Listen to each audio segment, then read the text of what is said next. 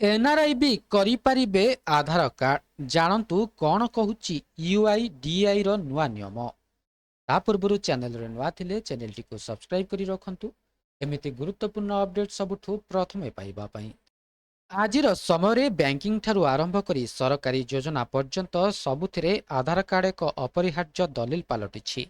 एभली स्थिति रे विदेश रे रहुतिबा भारतीय बा एनआरआई तथा नॉन रेसिडेंट इंडियन मानक मनरे एक बड़ प्रश्न थाए जे जदि सेमानकर पासपोर्ट रे विदेशी ठिकना रही तेबे सेमाने आधार कार्ड पई आवेदन करि परिबे कि नहीं।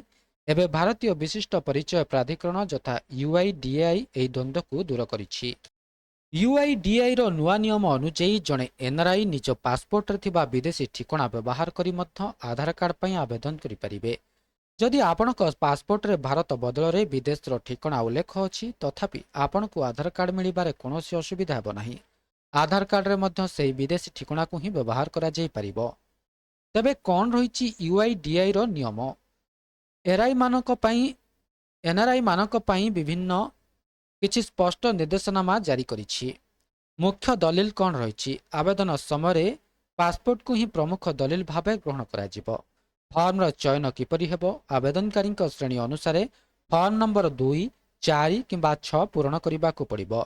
तेबे बाध्यतामूलक शर्त कौन रही। आधार पंजीकरण पई एनआरआई व्यक्ति जनक भारत में उपस्थित रहिबा जरूरी कारण बायोमेट्रिक डाटा केवल आधार केन्द्र ही निया जाइथाए। एही प्रक्रिया ऑनलाइन माध्यम रे संपूर्ण हो परिबो नहीं। तेबे काहींकि यह गुरुत्वपूर्ण अटे।